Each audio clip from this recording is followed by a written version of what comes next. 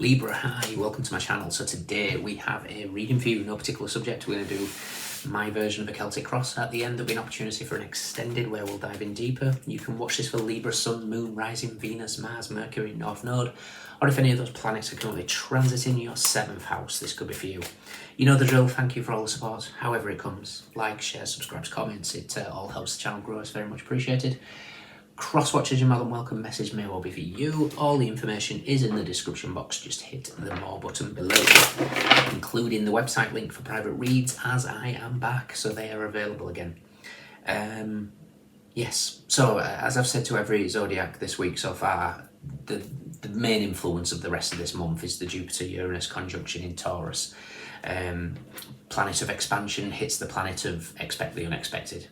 So this is all happening in your 8th house. The 8th house is ruled by Pluto, death, sex, taxes, inheritances, other people's resources, vulnerability, intimacy, the occult.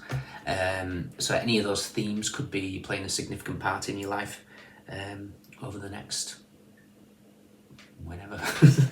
The energy is there. Okay, so let's do two more. Okay, Libra, what is going on? We have the world.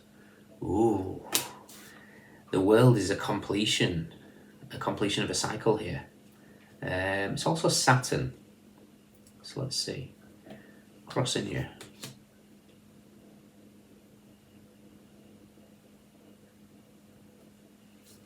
What you want.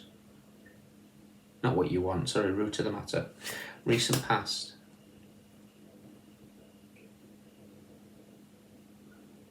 What you want. What's coming in.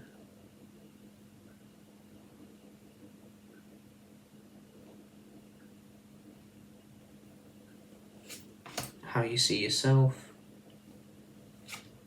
How others see you. Advice. And potential outcome. Okay, interesting. Interesting indeed. Bottom of the deck, we have the Chariot, we have the Fool, we have the Ace of Swords, the Queen of Cups, the Hermit, Strength, 8 of Pentacles, Temperance, 7 of Cups, 10 of Wands, King of Swords. Okay, right. I believe what needs to happen is either conversations or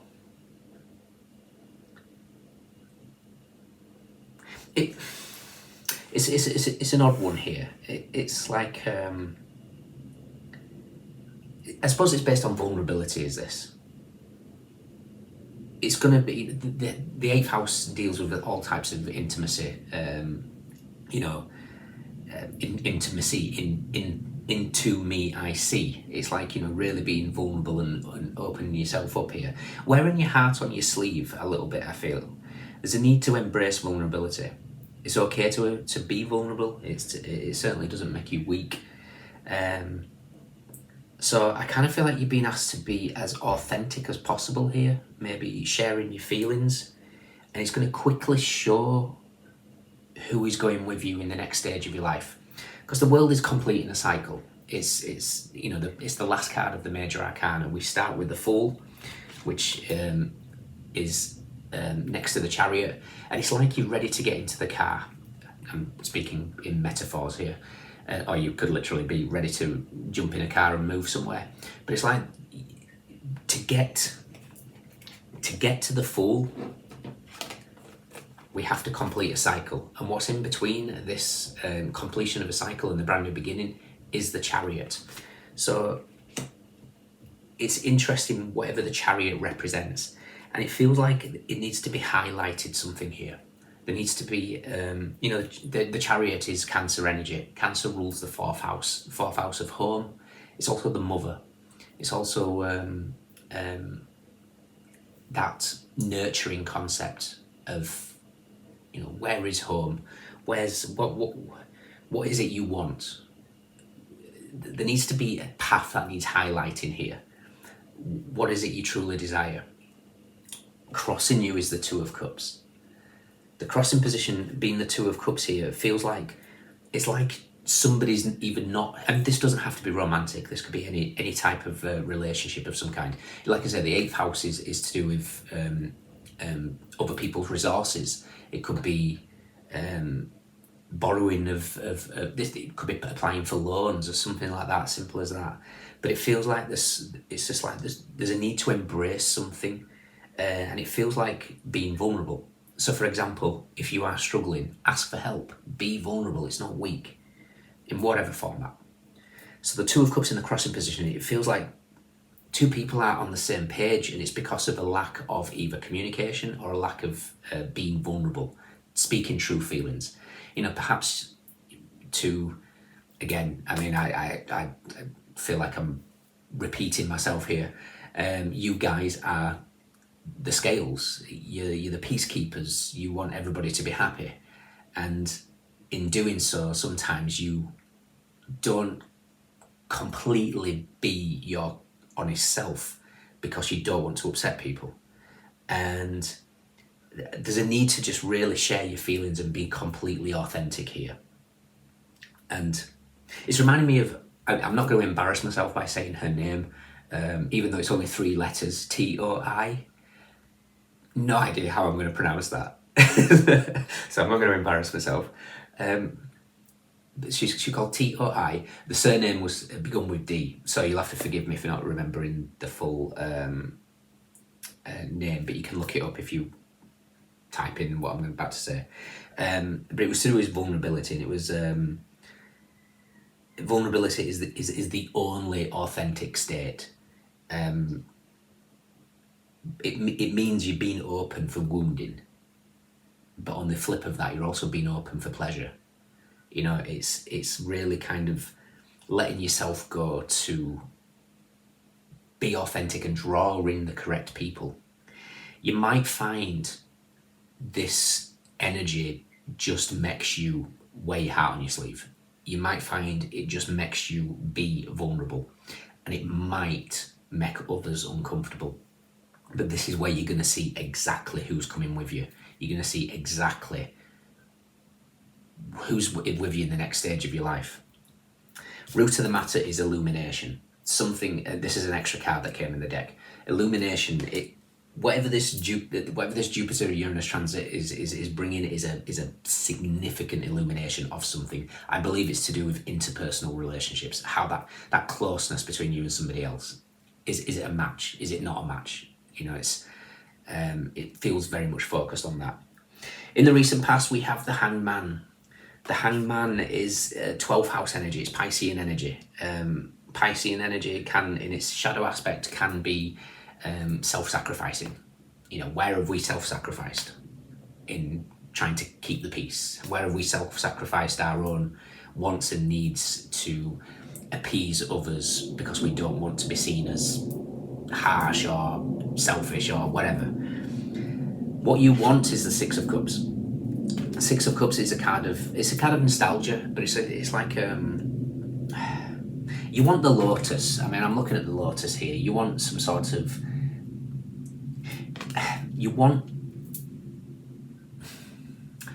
the lotus, it blossoms even though in the thickest of mud. You want something to show for the efforts that you put into others. What's coming in is the Four of Cups. There's an energy of disappointment and apathy here, and I believe it's because if we look at the Four of Cups in the traditional sense, he's looking at the Four of Cups and we've got the Ace of Cups that's been offered in the background. The Three of Cups seems to be something that's disappointing. And that's why I said, you know, when you're vulnerable, when you wear your heart on your sleeve, you're going to see who's with you and who's not. And you might find there's people in your environment that the second that you share your true feelings, it's an issue for them. And that's conditional love. It's not unconditional love. The Ace of Cups, that's unconditional. And what happens is you then draw in what's necessary. You draw in. Authenticity will always bring in who is for you. How you see yourself is the Eight of Swords. Jupiter in Gemini, the Wheel of Fortune meets the Lovers. It's like you're hiding behind something here. And interestingly, you're hiding behind the Three of Swords. And what's the Three of Swords? It's Saturn in Libra. So Saturn, the world, the energy of this reading. It's like you're hiding behind something. It's like you want to complete a cycle, or you want to embrace this vulnerability, but something scares you. It could be past hurts. It could be so many different things. And it kind of reminds me of that. I said it to a zodiac the other week, and forgive me, I've forgotten the name of that as well. I'm not doing very well with my memory today. It was one of the best sentences to sum up love is giving somebody the power to be able to destroy you, and them not choosing to do so. Something like that. You'll have to forgive me for my lack of memory there. But there's always that opportunity for vulnerability to not be taken in the way that we want it to be taken. Part and parcel of the process. But if you want to be truly authentic, that's what you need to do.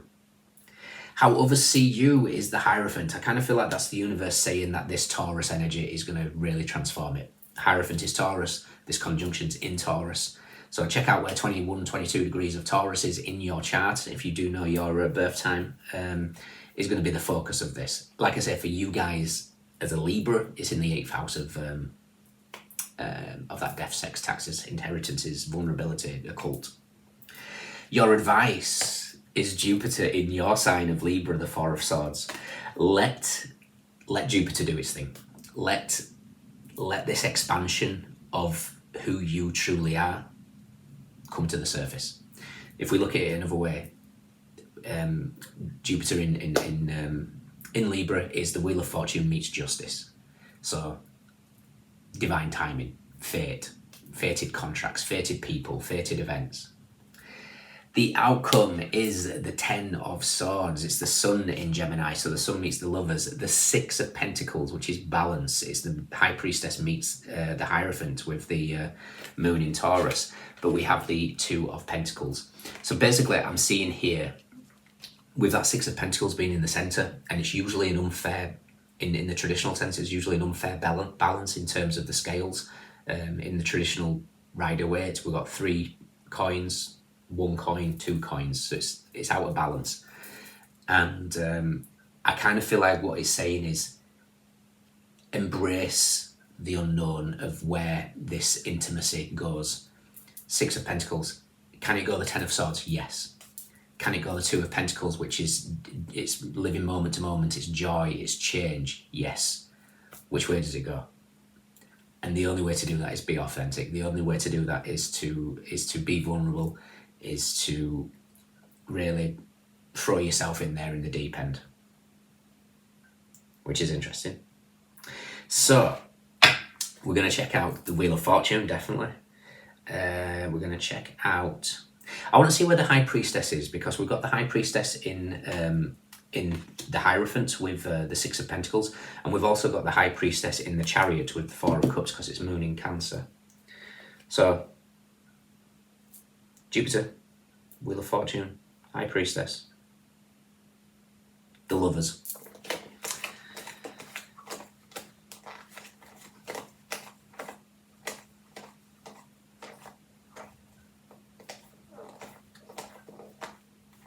Oh, I'm going to say the 3 of Cups as well, because that's something that's disappointing here. The Ace of Cups is with the 10 of Pentacles and the Knight of Swords. You know, what's for you is for you. You cannot miss it. The 3 of Cups is with the Queen of Pentacles and the Moon. There's something that is hidden with this this Moon energy in terms of your maybe. It doesn't have to be friendship groups. This could be just local community. How you deal with other people, or some sort of connection between you and others. The Moon, the Wheel of Fortune is with the Page of Swords and the Moon. Again, this Page of Swords and the Moon would speak of secrecy. someone's holding back their true feelings about something here. What it is, I have no idea. Like I say, it doesn't have to be a romantic aspect. This could be any type of intimate connection with another person, or how you feel about, the eighth house rules the occult, tapping into the world of manifestation. People, it's still got the stigma in society when it shouldn't. So who knows? But be vulnerable.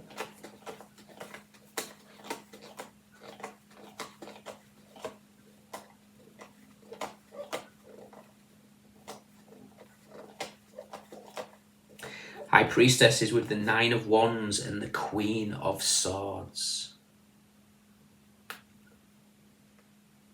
Interesting. I'm hearing Isis, and I don't know why. Goddess Isis. What is she? She contracts. Justice is with Judgment, King of Pentacles. What else have we got? Last card is the Lovers. It's next to the Two of Swords, which is the Moon in Justice with you guys. High Priestess meets the Justice, so it's Moon in Libra. It feels like, let me just, that Nine of Wands, and I don't know why I'm getting Isis. Oh, I know why. Okay. Sacred contracts. Rise into your power and purpose. Heal the mother wound. There's that fourth house energy of that Four of Cups. There's something about the mother wound here. This is a message of love from your mother. Make a vision board to clarify what truly matters to you. Commit to your true purpose no matter what it takes. Again, your true purpose might not be what others expect or need or want from you. And that could be quite telling when you do authentically step into wherever you're supposed to go. But the Nine of Wands in this, the deck that I'm using in the extended Tarot of the Sacred Feminine, I'm sure the Nine of Wands is Isis. Isis is nursing her son Horus. Behind her is the cedar tree with the corpse of Osiris.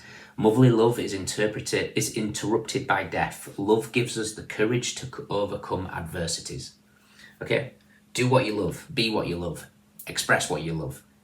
Do not be ashamed of vulnerability. You've got a choice here to be vulnerable. It could turn into joy, or it could turn into, the Ten of Swords energy. But you will never know otherwise. And what would you rather do? Live a life of what ifs, or would you want to know where you stand and then move on, if necessary? Ooh, intense.